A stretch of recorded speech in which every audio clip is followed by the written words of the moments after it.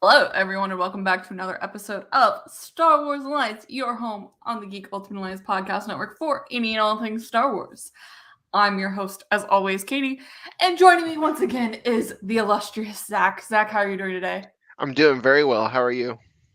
I'm fantastic. I rearranged my area. I'm feeling reinvigorated because, sometimes the best thing you can do for yourself is change your space to be Oh more yeah, productive. fixing your feng shui. Yes. Though I do notice I haven't closed my closet door, and oh well, it is what it is. I can't really see it, but I'm not watching this on a big, screen. So Well, if you're watching on YouTube and you're wondering what's in my closet, please don't. Just pretend that door's closed. Anyways, y'all.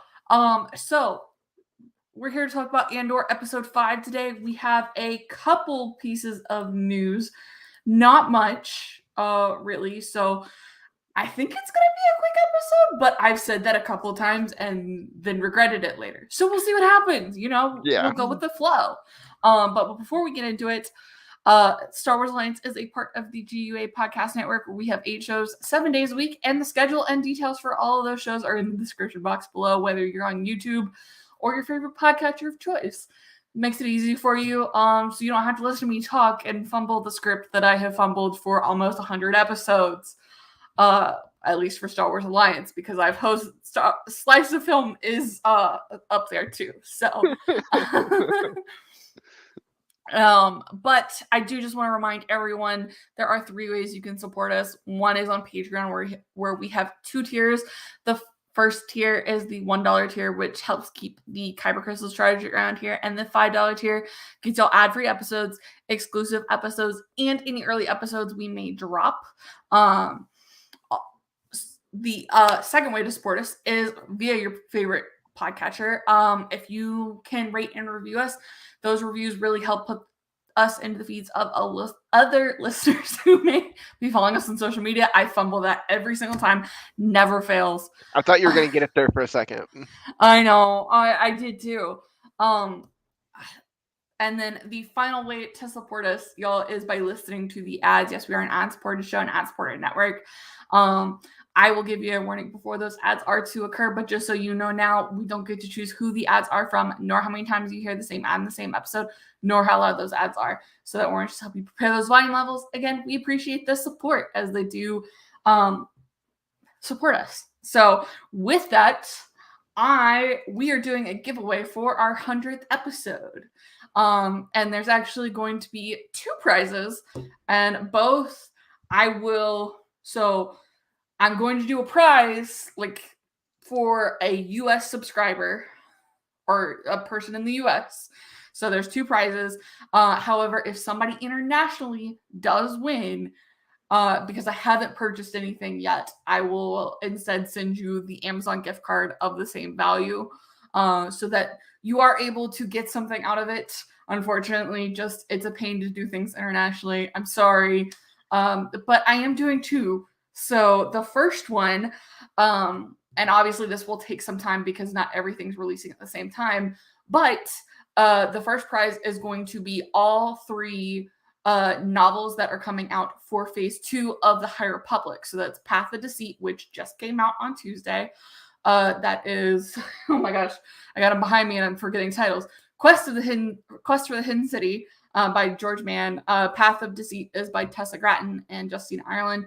And then Convergence by Zoraida Cordova when that comes out in November. So I will get everything shipped to you. And that is the first prize. And then the second prize, I'm going to do the 3 series-based War for the Bounty Hunters one. So that's the War of the Bounty Hunters companion comic, the War of the Bounty Hunters volume itself, and then Crimson Reign. So that's the 3 comics to get you set up for the Hidden Empire, which starts in November. So it's kind of perfect timing. And again, international winners are available. I've got nothing yet, but that will be an Amazon gift card of equal value. So how can you be entered into the giveaway? Very good question. I'm glad you asked.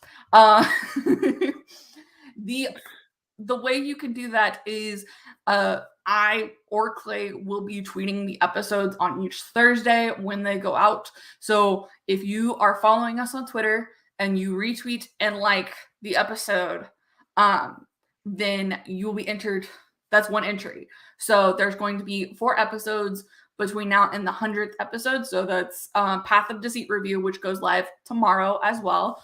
And then, so that's every episode up to 99. I forget which episode number this is. Excuse me. I got a lot in my brain right now. So it's about 4 entries. The other thing that I am going to do for an entry is if you have not rated and reviewed us on a podcatcher yet, that will get you a bonus entry if you do that and send me, Clay, or the Star Wars Alliance Twitter a screenshot, just because we have to know how to contact you. So again, we appreciate any and all support that you can give us as a network and as a show. And I do just want to, I want to appreciate you all because it's been almost 100 episodes and I'm so happy. Like, this show is It's a lot. It is. And this show is something that I've dreamed of. And I was so happy when Snell offered me the show. And I'm super happy to be a part of the Star Wars community on Twitter and the podcast community. So I want to show my appreciation to listeners because, again, I appreciate you. So, and all the Twitter details and stuff will be down in the description box below. So you can check us out there if you're listening on a podcatcher or on YouTube. So very, very good ways to get some stuff. And if you haven't read The High Republic and are looking to, I'm going to send you the hardcovers of all 3 for the first wave of phase 2. So there you go. So with that, I guess the first piece of news is an interview with Barry, and I'm going to butcher this. You'd think I know how to pronounce his name by now, but it's Coghan? I don't know. Barry, who was Joker in Matt Reeves' Batman, and then was also in Eternals as Droog. I can't remember which one he played. He was Droog. Droog, thank you. Yeah. But he had an interview with GQ, and he actually talked about how he wants to be in a Star Wars, and that's on his bucket list. But not just any Star Wars, Taika's Star Wars. Yes. What do you think about that? I mean, I think that'd be interesting. I really liked him in Eternals. I thought he was pretty good in Batman, or in the Batman too. But I liked him a lot in Eternals. I think he was one of my favorite characters in Eternals. Yeah. And I've seen him in some other things. I was just trying to remember what I've seen him in. I was about to Google him just to see if I could anything stood out. But I think he's a good actor, so I would definitely like to see him in a Star Wars. At this point, though, like, anytime I try and visualize Taika's Star Wars, because we know absolutely nothing about it right now, it's just this big blank space to me. So, like, picturing anybody in it is kind of weird because I'm just like, okay, so, like, what are they going to do? I'm just kind of picturing, like, a Star Wars, like, tabletop role-playing game campaign where it's just like, you get random characters and then you figure out what they're going through. So I'm kind of interested to see how they go with that. Yeah. It'll be interesting to see because Taika's also known for a more funny perspective. Yes. So when I think of Barry, I always think of a very serious, Agreed. A serious role, not necessarily serious actor. I never want to say like serious actor because obviously I want actors to be able to do other things. But like when you kind of nail yourself into a role, you've nailed yourself into a role. You're right. I really do find it interesting that he wants to do Taika's. He did say he's trying to meet Taika and he's been asking everyone. I saw that. So it'll be interesting to see what comes out of this. I think especially based on like Eternals and the Batman, Barry's got some real potential and could really do well as like a Jedi Knight, Grand Master or something. Yeah. Like I thought. So we'll see what happens. No, Um, I would definitely like to see him in that. And honestly, I wish I knew like people that knew Taika just so I could, ask him some questions at this point. Garrick is back in the chat. Hello, Garrick. Hello, Garrick. So the next bit of news, we do have some previews out for like Visions, which is a one-shot comic that is set before the duel. And then also there's Star Wars 28 previews as well out on starwars.com. Y'all can go check those out if you're interested in that. I've got to get caught up on the Star Wars run Yeah, before same. things happen, especially with the January issue with like the Nihil helmets. I gotta know what's happening. But I guess the only other piece of news was late last week, or was it early this week? I can't remember. Anyways, the phase 2 launch trailer came out for the High Republic. Did you get a chance to watch it? I have not got a chance to watch it yet. Actually, I was gonna pull it up right before we came on, and I completely forgot. Okay, well, okay, I need to pull up a different YouTube. I went to do something and got locked out of all of my Gmail accounts, and my YouTube account is one I got locked out of. So I Oh had no, to put everything on Mozilla. But we can still do this. it's what I do on my work computer. I have one on Chrome and one on Mozilla, just so I can kind of keep things separated. I have like 5, so it's not good. I know. Yeah, I won't Okay, judge you. so I'm gonna present this, and Okay, then we're gonna play it. It does have like a crawl over it, but it's somebody okay. narrating it, but um you won't hear it. But you know what? I can put on closed captioning, which That starts off with suspenseful music that's never good. All right. So it's just a minute. But yeah, it feels these very, usually aren't like huge. yeah.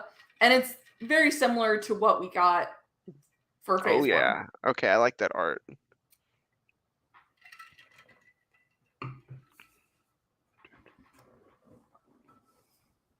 I really like that art too. And by 2, oh, Sorry, you're good. I'm just ogling at this point. no, that looked like by 2 right there. When I Oh said yeah, by 2.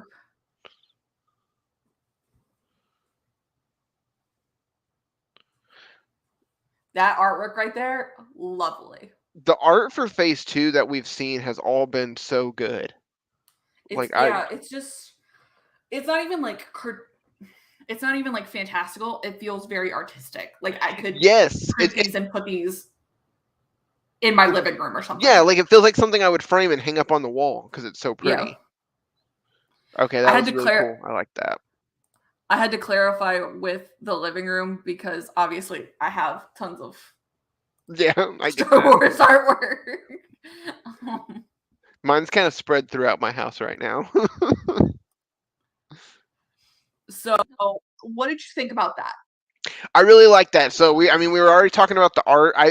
I'm really stoked about going even further back in time. Something that like I really have dug about the High Republic books is the way they've shown, like I don't know, the galaxy feels so much different. That was something that I always talked about with Knights of the Old Republic. I played the first Knights of the Old Republic game. I never played the second one. I liked the first game. I really enjoyed it. Like I don't have any problems against it. But one of my bigger issues with it was that like it was supposed to be thousands of years before the movies, but it Yeah. felt very similar. Like the universe didn't really feel super different than the one that we got in the movies. Whereas the High Republic, even just being a few hundred years, they've done a good job of making it feel kind of lower tech. Like it feels like a different era. It doesn't feel like a different part of the galaxy at the same time, which is kind Yeah, of what I got. absolutely. And I think you'll come to like have that opinion backed up with Path of Deceit. Um Just started that. I'm like on. I'm still like within the first couple chapters, so I'm not far into it, but I am. I'm getting into it. All right. Well, just as a heads up, and for anyone listening, because our Path of Deceit review goes live tomorrow, but I'm going to tell you, Zach. So when you get to like the last, I think it's like the last 12 chapters, Hmm. be prepared to not want to put the book down. Oh, I that's usually how I am with most books. Is like when I see the light at the end of the tunnel, I normally am like, if unless I have to go to like work, I usually power through. Oh no, like it was so bad. Like I had to go into my husband's office and say, take this book and don't hand it back to me. Because I'm not that type of person. Like I can typically like just put it down and like Mhm. accept, okay, I've got to go do stuff. I've got it on my lunch break. And I was like, oh my gosh, like I can't, I have to go back to work. Oh no. So anybody who's reading Path of Deceit, Yeah. just be prepared. I just finished the audiobook, which is narrated by Erin Yvette.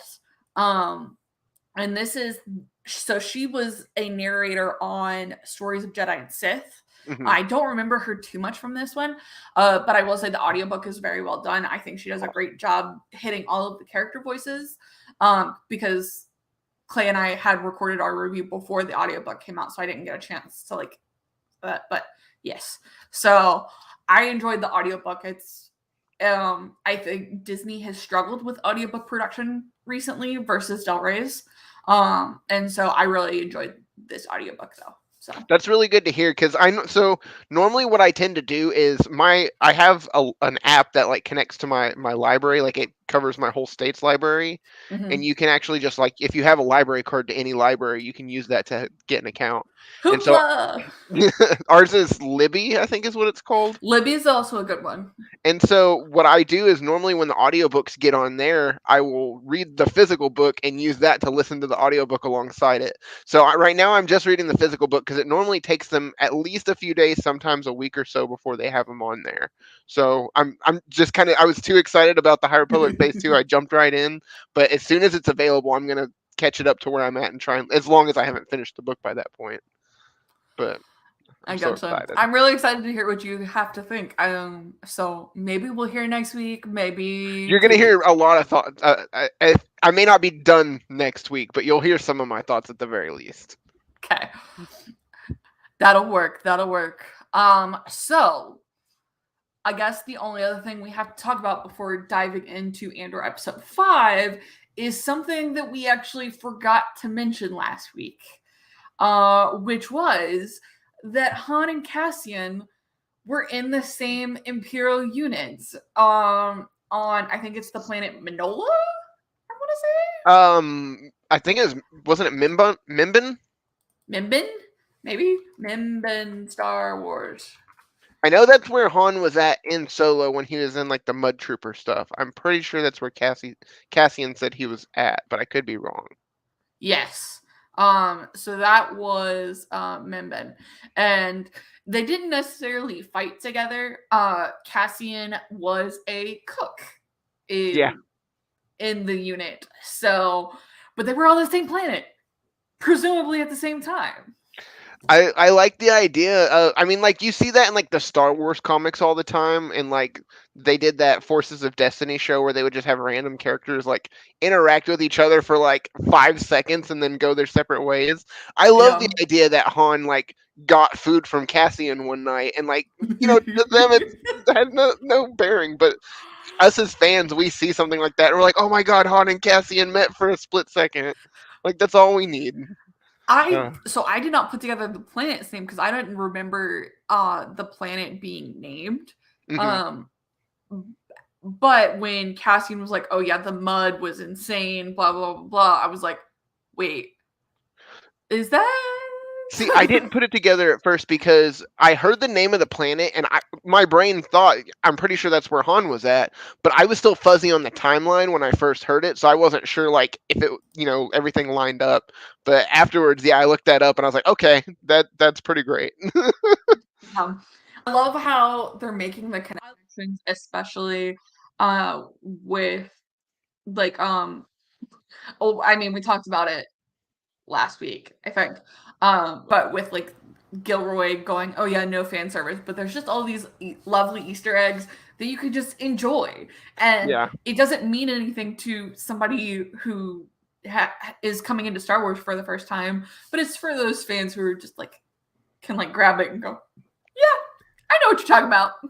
I'm not sure if you saw, but there was a video making the rounds that I saw where it was like somebody like basically memed it and it said Tony Gilroy talking about there won't be fan service in Andor, or like Tony Gilroy's not a big Star Wars fan. And then like the next one, it's like a clip of somebody talking about the Gorman massacre and how like, oh, it's probably right about to happen. He's like, no, that doesn't happen for 3 more years. That happens in 2 BBY. And like everybody's like, yeah, he says he doesn't care about the timeline or he's not a big Star Wars fan, but he knows his lore. Yep. I think you have to, like, even if you're Mhm. not a huge fan of it, you have to be able to know the lore and know the area you're in. Well, and I'm So, sure even just like hanging around Pablo Hidalgo for like 5 minutes, you probably absorb something. I know that like my absolutely. coworkers told me that just from me going on random rants about Star Wars and like Marvel comics and stuff at work, they Mhm. learn things. So I know if I can rant like that, Pablo Hidalgo's must be legendary. Well, like, Matt even picked up some of the stuff, like, from me, so just it's Mhm. kind of funny, like, just, like, however you pick it up, and it'll be funny, like, I think we watched the last time we watched Solo for the review, I was like, "Oh, that. Oh, this," and he's like, "Yeah, Katie, you say that every single time we watch this movie." I'm like, "I'm Well, it's new to me, okay? sorry." Yeah, I definitely relate to that. Alright, so to episode 5. Okay. Oh, let me write that down for Clay, which Clay, I don't have a Post-it note in front of me, so 21:15. Private chat, and then I'll just send him a screenshot it out later. It works. Perfect. Podcast magic. All right. So episode 5 is entitled The Axe Forgets.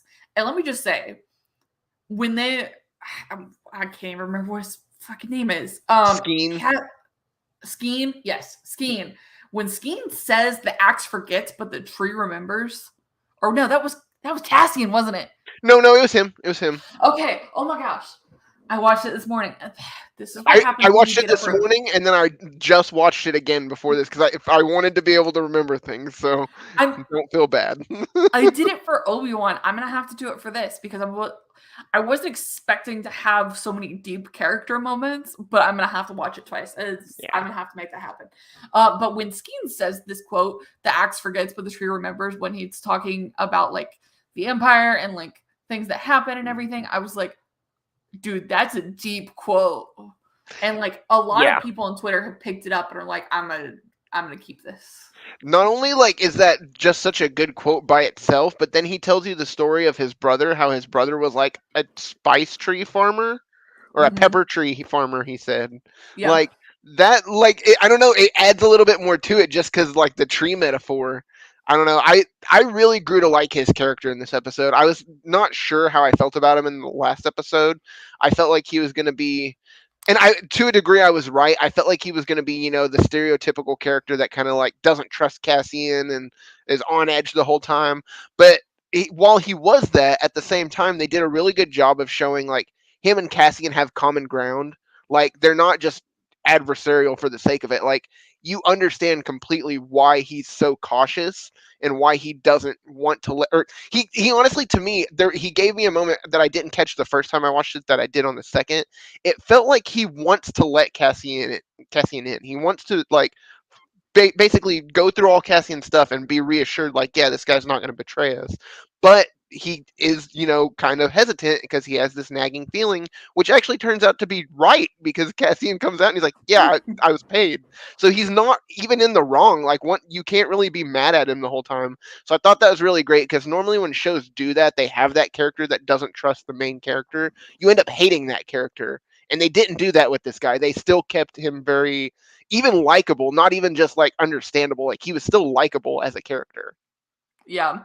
I grew to like him a lot in this. I still don't know if I trust him. That's yeah, I agree on that. I don't know if I trust him yet, but I do think I like him as a character at this point. Yeah. So what did you think about Dan Gilroy's script for this one?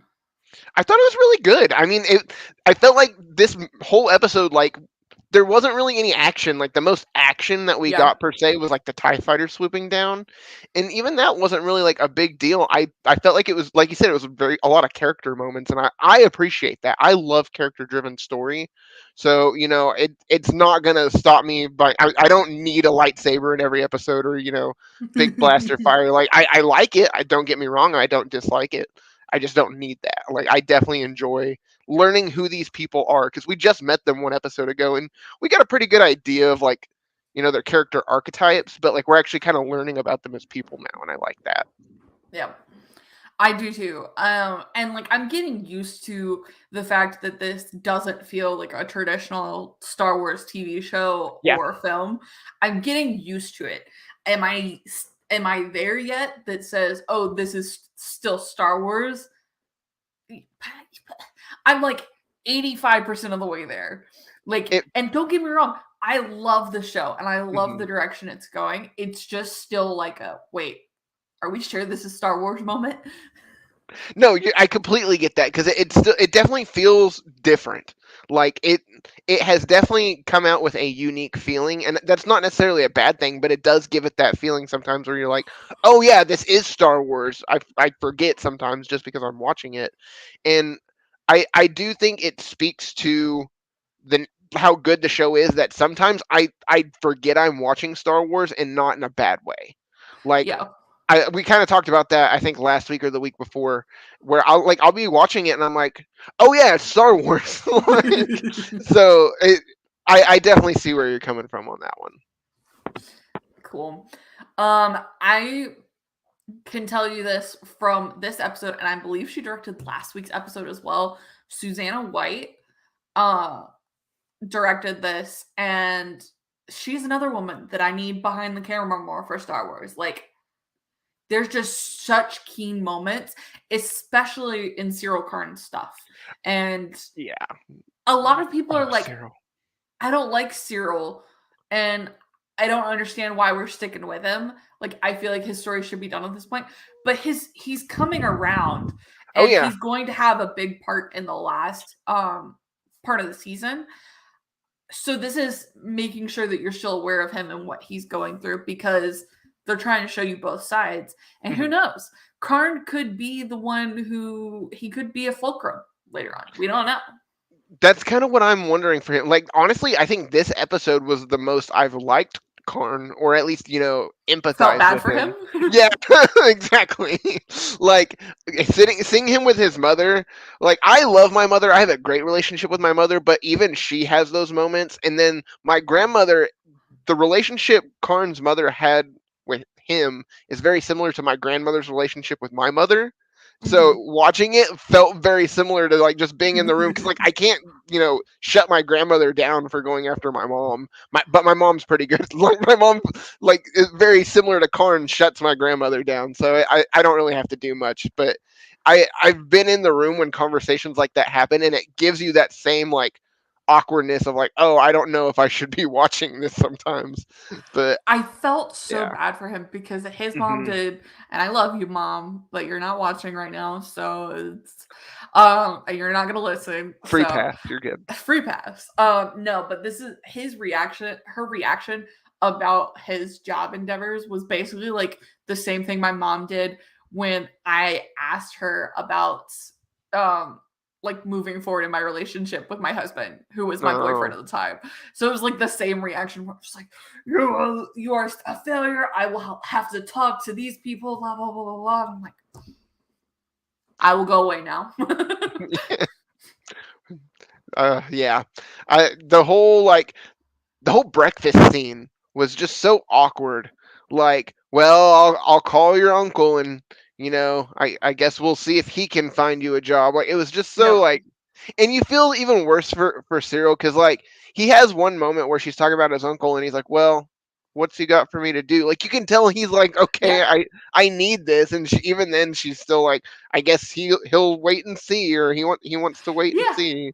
It's He's just like, he's like, because she goes, oh yeah, he has no idea. He's gonna give it some thought. I'm like, yeah. you serious? Oh gosh. And then I loved how it like skipped ahead to after her like calling the uncle, and Yep. she's like, "Oh, you heard my conversation." He's like, "Well, you're part of it." Like Yeah. it's so good. It's so like it felt like an old 90s 2000 sitcom without the laugh track. You know what I Yep. mean? Like it was just like it had that like bitingness to it, but without the laugh track, you're like, "Oh, this is just uncomfortable." Okay. Yep. Absolutely uncomfortable. So it was good to kind of have those moments for him, and he's still caught up in finding Cassian Andor. He Yeah. still surprisingly has the hologram of Cassian, and he pulls it out in his bedroom. But Yeah, that's he's about got a all vendetta. he does. And like I that's what we're gonna see come to play Mhm. towards the end of the season for sure. But that's really all we kind of get with Cyril Karn and his mom. Um, I did want to mention one thing with Cyril. I felt so sad for him when he has that moment where he's just sitting on his bed and he waits for that like brief like 5 seconds of sunlight, like when he's looking through and you just see the sun like come between the yeah, buildings.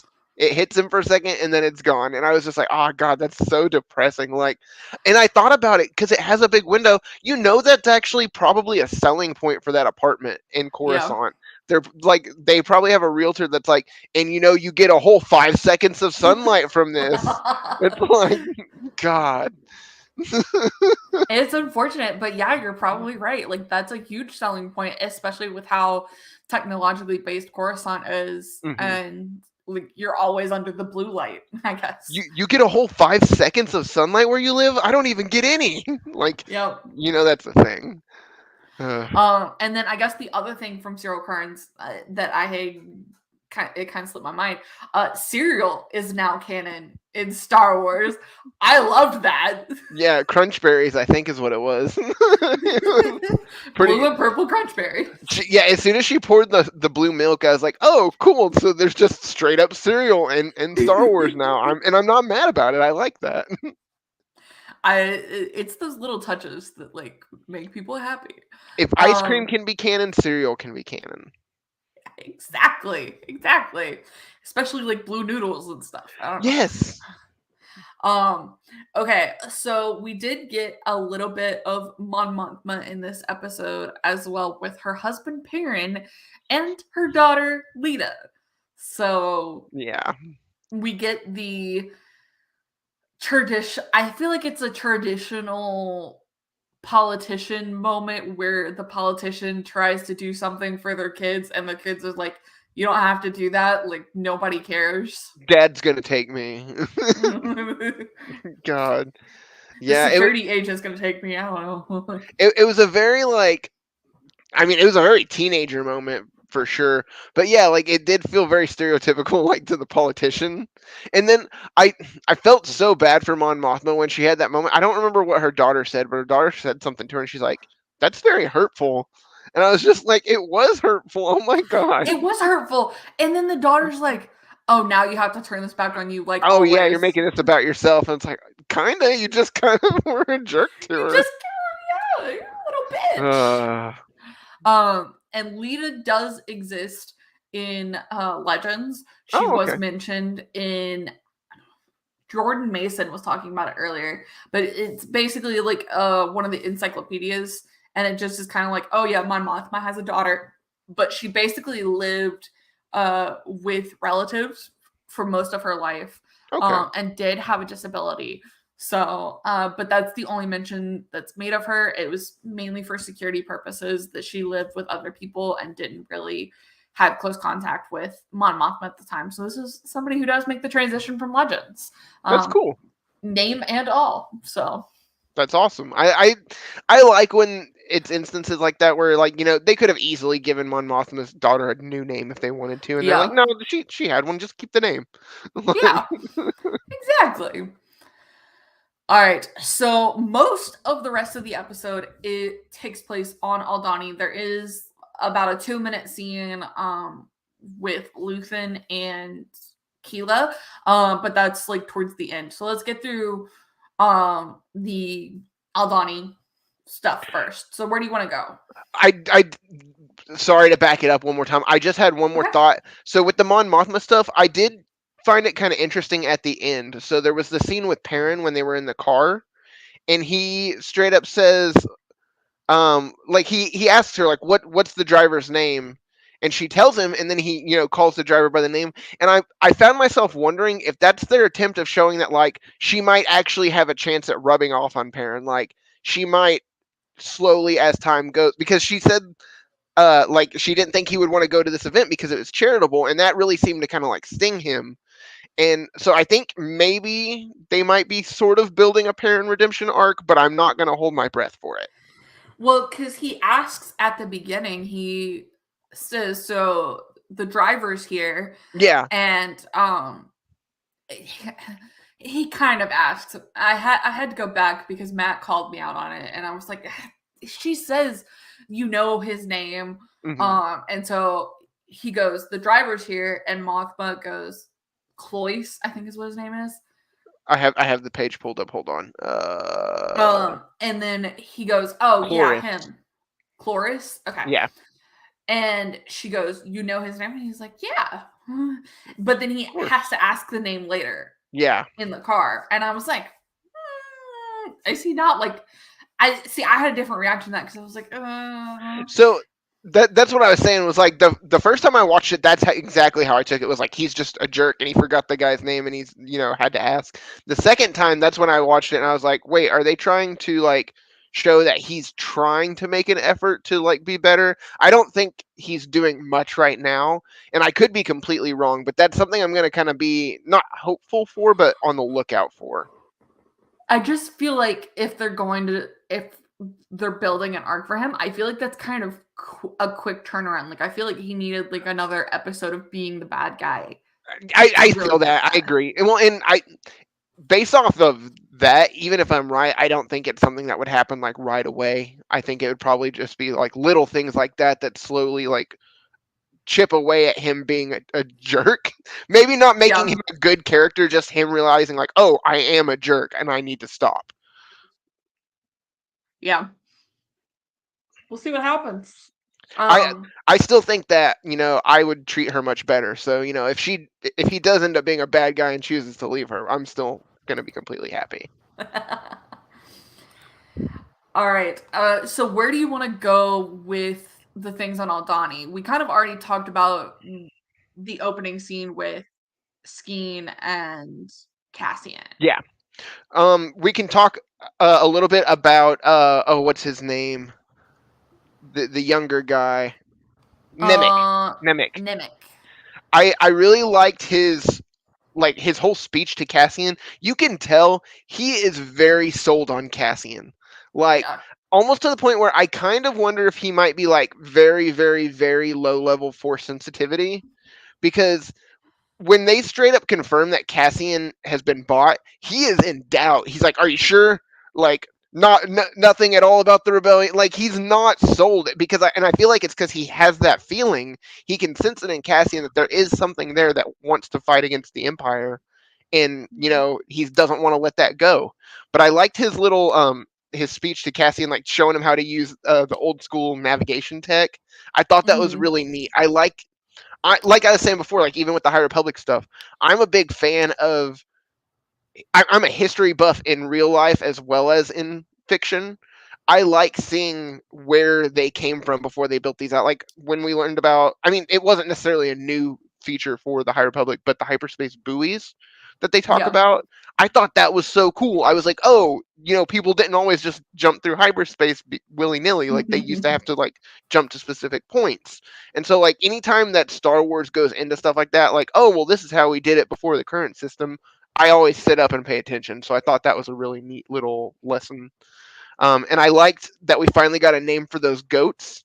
They're called Dre, like that's what Yeah. they were drinking the milk from. I thought I that's one of Yellow the milk. things. Was it yellow? I couldn't tell. I thought it was like Yeah. pink. So Oh, I thought it was yellow. I'll have to rewatch because I wasn't really paying that much attention to that, if I'm being honest. But I those goats I've laughed like when I saw them last week, because I was like, those are clearly just goats. It reminds me of the old Star Trek episode where they had an alien monster, and it was just a dog with like horns. And like, so that's what I thought of. So I'm glad that we finally got an actual name for those, because I love the ridiculous things in Star Wars that are just clearly, something silly like that. So I like to put a name to the face, so to speak. Yep. And so everybody kind of goes through the plans. Cassian gets into the practice rounds a couple times. Oh. We have the TIE fighter fly over the valley. And then we also kind of did get a, I guess, LGBTQ mention. It's not like, did I pause? Zach, are you still there? There we go. Can you hear me? Yep, you're good. Okay. Okay. I don't know which one of us has had issues, but All right, writing that down for Clay. We did kind of get an LGBTQ confirmation. Okay, on second viewing, I'm more sold than ever. I thought that the first time. The second time I watched just for little clues, and I'm pretty sure, because what happens is he's talking about I believe her name's Cinta. Yeah, Senta. And he says that she's already sharing a blanket, and as he's saying that, it's her and Vel. And then literally as soon as he says that, Cinta walks away and it focuses on Vel. Like it turns, and I don't feel like that was unintentional. That I don't feels feel like that is completely either. intentional. And then especially when I'm gonna go ahead and jump to this part, but when Cassian says, "Oh, I'm being paid," and Vel's like, "I didn't have a choice. It was take him or drop the mission." And then Cinta goes, "No, she didn't tell me." Like, who? Like, no, if she was just an average person, there's no reason that people would be looking to her. Yeah, that was girlfriend vibes. That was girlfriend vibes. Like, yeah, I agree. I completely agree. So I think I hate that we're at the point where we have to have them spell it out for us. But I feel like they kind of did in this episode. But obviously we need to wait for confirmation, but I don't think we do. I think this one's pretty open and shut case, if I'm being honest. Yeah, and like well, I'm not gonna say that. Never mind. That's just gonna walk me into trouble. So no, I love having the representation in there. Yeah. And we haven't gotten much from Cinta, but I like her vibe. So yeah, she's got, like, everybody in the camp definitely seems to respect her, and I like how Skeen said that, like, she's the toughest one there. Mm-hmm. Like it's very clear that, like, I'm wondering if she's the muscle, honestly, at this point. Yeah. Like, I would love if that's like her role, if she just comes in and kicks ass. But they all seem pretty like they have their roles to play, but they also all seem pretty, diverse in their skill set. So I'm pretty interested. I'm really excited for the next episode, because I feel like the 3-episode buildup has done a good job with making me wonder what these characters are capable of. Yeah, for sure. And so Cassian, on the walk to, I guess, mission jump off point, I guess is the best way to put it, does reveal to the group that he is getting paid. Yeah. And it's because Skeen has spotted the kyber crystal. And I love that he says, nobody walks around here with a crystal on their neck worth 30,000 credits.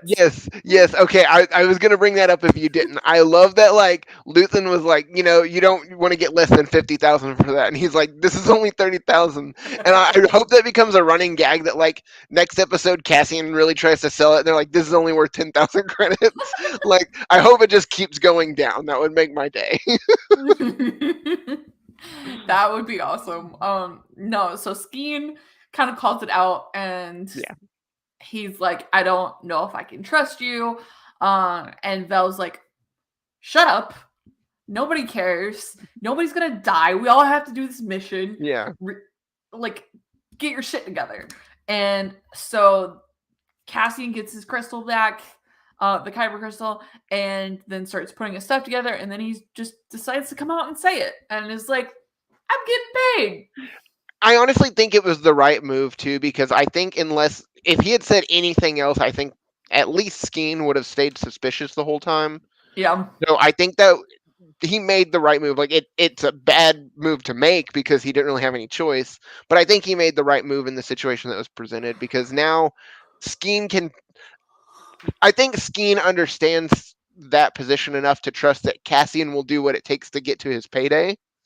Yeah. And so, as long as he can leverage that, I don't see them having any further issues. I do want to say good on Skeen for being a history buff enough to know that that was Sky Kyber. Like, because even Yeah. Cassian seemed pretty confused by what it was in the last episode, but Skeen knew exactly what it was as soon as he grabbed it.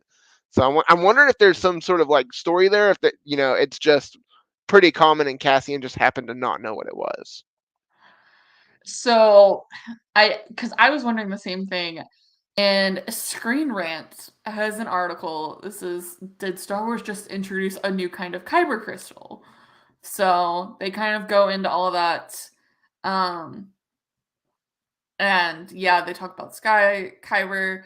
Um, and basically say, oh yeah, it's not been mentioned previously.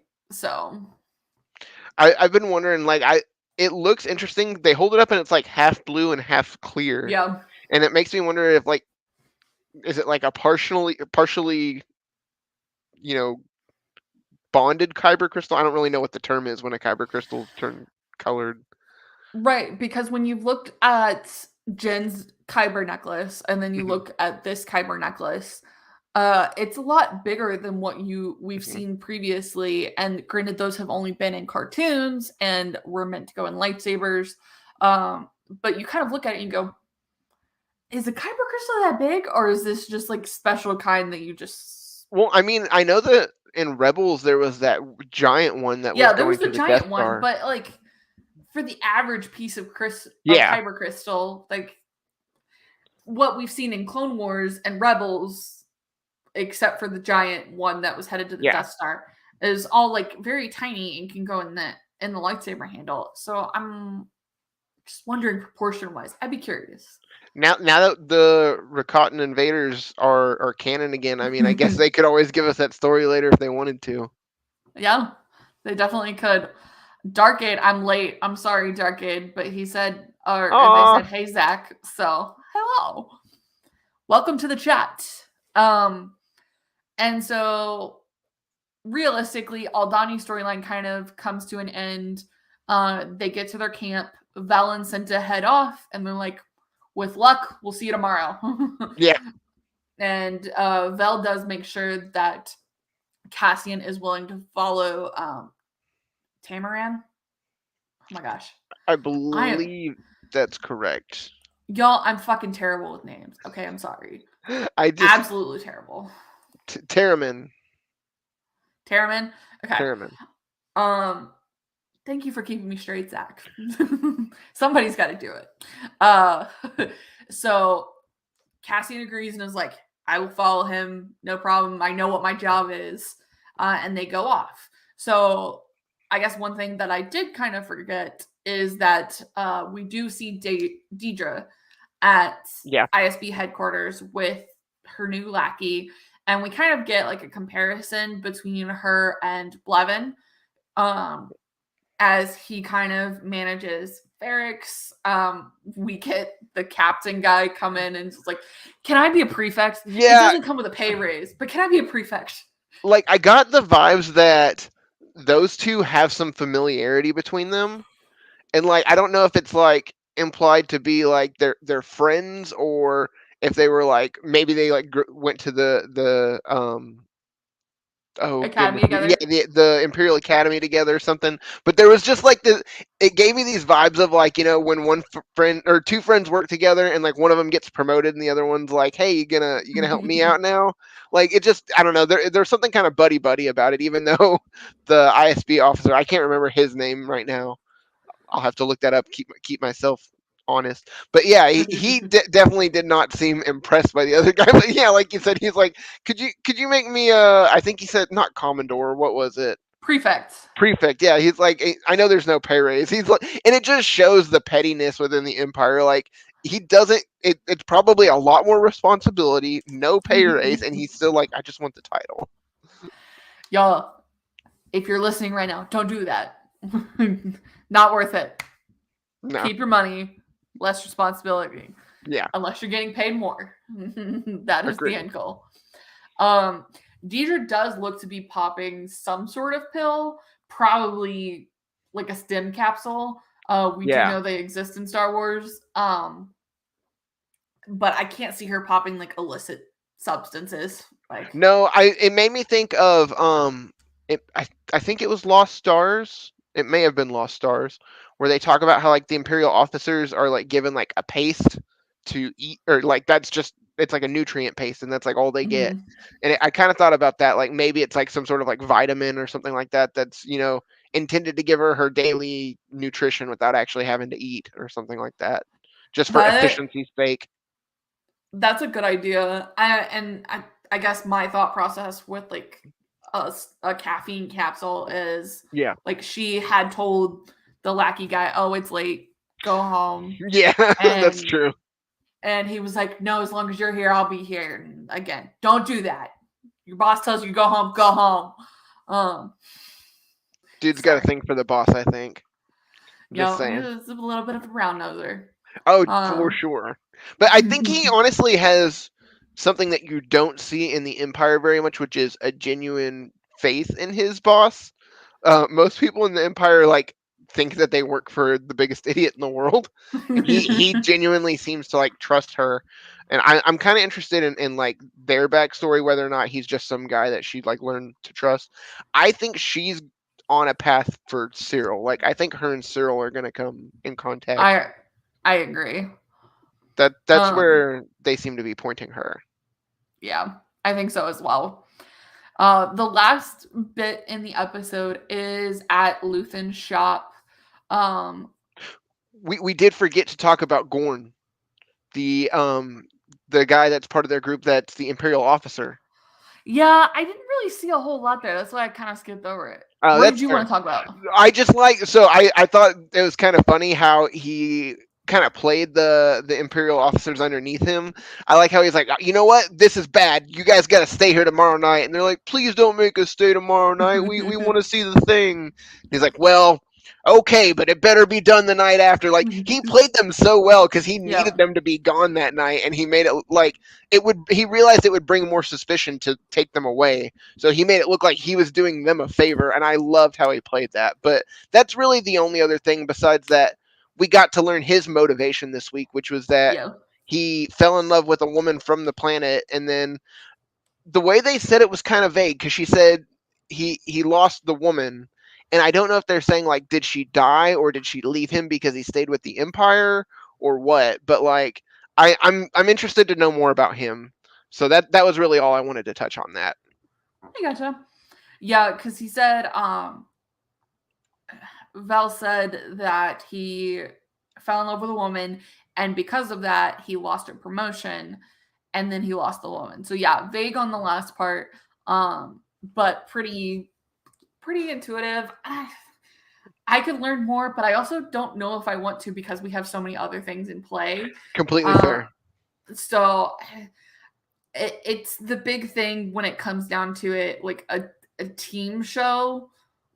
Like you don't want to have you want to split everything properly, and I Fair. just worry about adding so many heads. I'm just so bad about like if you show me a repentant Imperial, I'm gonna want to know everything about them. Like I don't know why that's my type, but just an Imperial that like realized they were working for a bad system and started working within it. Like Callus was a big deal for me when Rebels was hitting. So yeah, anything like that, I'm gonna like latch onto those characters.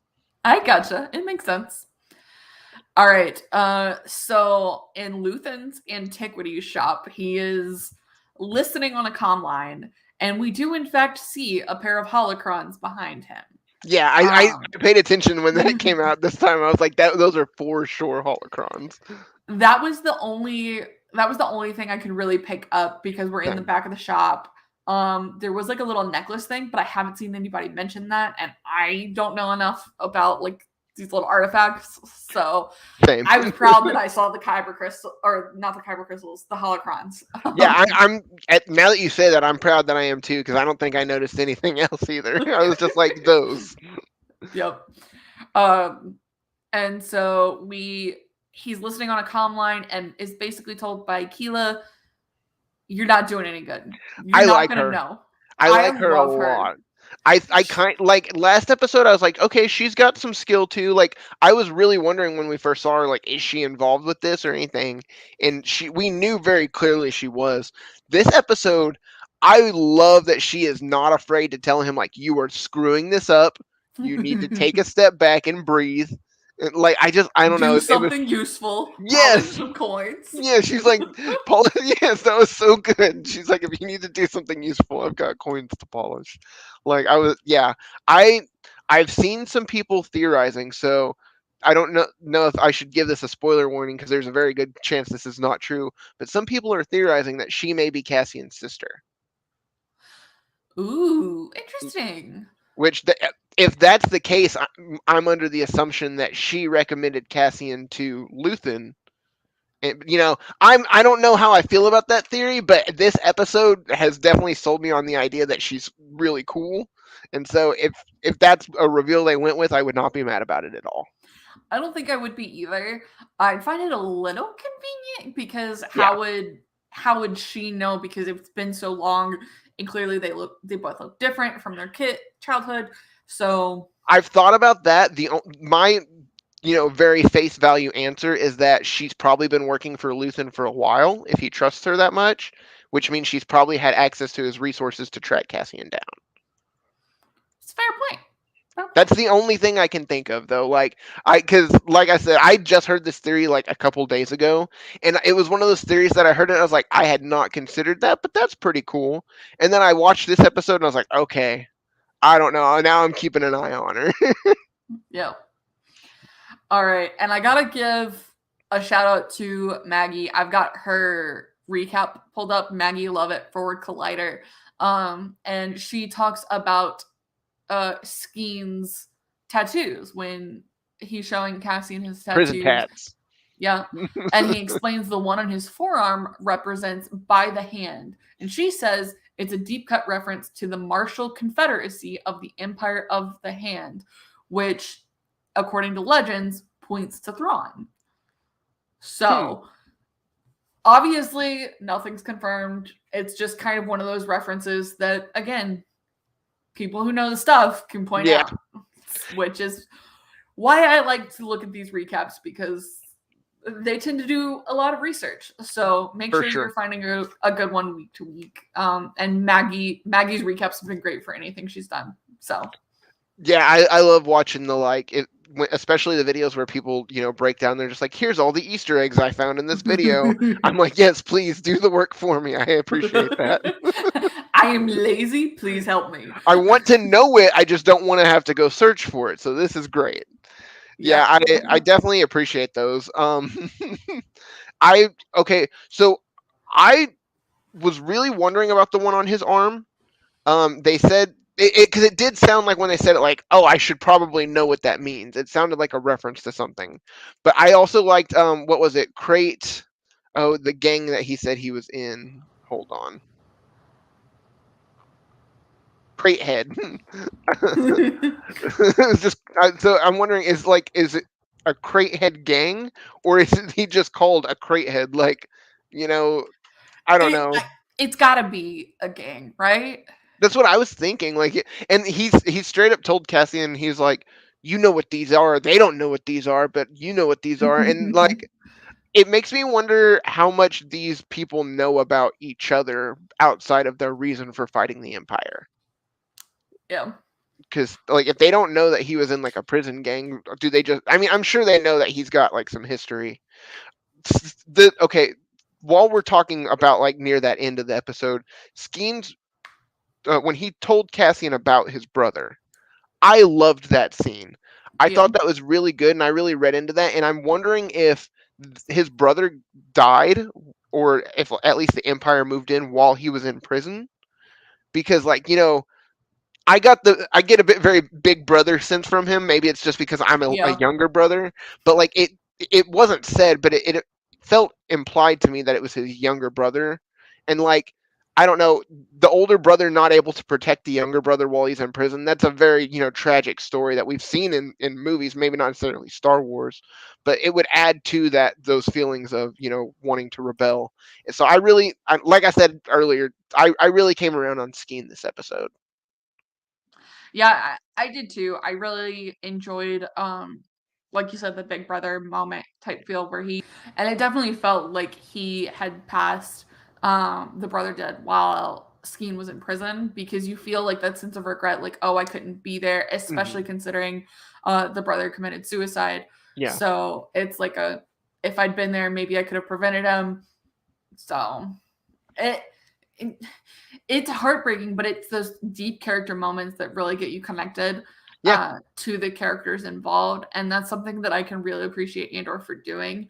Yes, this one was a little slow. There wasn't as much action, but y'all, next week's the halfway point for the season, and it is going to be a doozy. I Well, bet. and I'm actually like terrified for this group of people. And like You if got attached. I did, and last episode when we first met them, I was like, it's a new group of people, whatever. He'll work with them. They'll probably get killed, and we'll move on. And now I still have that thought, but I'm like, oh no, they're probably gonna get killed, and then we'll move on. So yeah, they did a good job. So I like how they've broken it up. I like how it feels like we're getting essentially 4 movies instead of a 12 episode show. Yep. So I think it's gonna be very kind on rewatches, if that makes sense. I do too. The only thing that I am a little concerned about, and it's something that I've critiqued in Star Wars before, is if you name a show after a character, I better be getting more on that character than Fair, anybody else. fair. And Yeah, we're not leaning in that direction so far. I feel like we're developing everybody else, and that's fine because obviously it's a TV show. You judge a TV show by everything it puts out. So I want to see a little more for Cassian because I don't feel like we're getting that. I So, completely get that. Yeah, it does feel like this could just be a general rebellion show where Cassian happens to be the entry point. yep. So I completely get where you're coming from on that. I am hoping for more of like those flashbacks that we got in like the first few episodes. Maybe they could go further back and show how those kids got in that like Lord of the Flies situation, or Hmm. maybe they could even go a little bit forward and show his life with Clem in oh goodness, I'm blanking on his adopted mother's name. I know it starts with an Marta? M. Marta. Yes. So like show like his life after that. So that way it does become more of a Cassian show. And I want them to put more focus on him finding his sister because Hmm. I'm a sucker for a lost sibling, decades later as adult. Like if you give me any, it doesn't matter what format. It could be a comic book, a movie, a TV show, where it starts off with 2 characters as kids and they get separated, and then one of them as an adult is looking for the other. I am gonna follow that story till the end. And so Yeah. as soon as they introduced that element for Cassian, I was like, okay, I'm on board with seeing this through. I mean, it's Star Wars, so I was gonna watch it no matter what. But that was what really like hooked me into like I want to see this particular story through. Yeah, I think we will get back to that. I just think next episode we're gonna have heist, and then we'll get through that, and then kind of Cassian figures out, okay, rebellion life is for me, or something along those lines, and but he wants to find the sister at the same I've been time. kind of thinking that Cassian won't join the rebellion until the end of the season. That's kind of the feeling I've been getting is that like this season is going to be if it goes the way I think, I'm thinking it'll be like this season will be Luthen sending Cassian on a series of missions and paying him for them and being like, you know, just go do this mission for me and I'll pay you. Don't worry about anything else. And then knowing Cassian will get invested when he meets the people. So that's kind of Mhm. what I'm thinking it'll do. And then season 2 will be full on Rebel Agent Cassian Andor, Fulcrum. Like that's kind of what I'm thinking. Yeah, we'll see what happens. It's getting there. So Yeah, it's been so good so far. Like we've only got 5 episodes and I'm already pretty invested. So I am too. Well, Zach, I think this concludes us. So tell us where they okay. can find you. They can find me on Twitter at Flying Grace Sun. That's pretty much all I do. I'm not on a lot of social media. So yeah, find me there. And y'all, you can find me on Twitter and Instagram. It's at Slice of Katie. The show you can find on Twitter. It's at Star Wars Lands about the 8 and the Wars. Very important. Don't forget it. Remember, giveaway. Go find the tweet tomorrow, retweet and like it, and don't forget to follow, because if you're not following, it doesn't count. So make sure you do that. Again, 2 prizes: High Republic Phase 2 Wave 1 hardcovers, and then the second prize is the start of the War of the Bounty Hunters stuff. Obviously, there's tie-ins galore to War of the Bounty Hunters and Crimson Reign. Y'all got to go find those on your own. These are like the individual ones. So, my other show on the Geek Ultimate Alliance Podcast Network is at Slice of Film 1 on Twitter. And next week on Monday, we are going to be talking about Amsterdam, which is coming to theaters this weekend. So go check it out. And if you're still here and are working on another episode, make sure you go tune in to our Path of Deceit review. Yes, it's only been out a couple of days, but we do have a non-spoiler section up front, so you can listen to that and then come back when you are done with the book. So, Garrick, thank you so much for sticking around the whole time. He said, great show, y'all. We appreciate it. Thank you very much. With that, I want to show you a great day or night, whatever time of day you are listening or watching. And we will see y'all next time. May the Force be with you. Bye, everybody.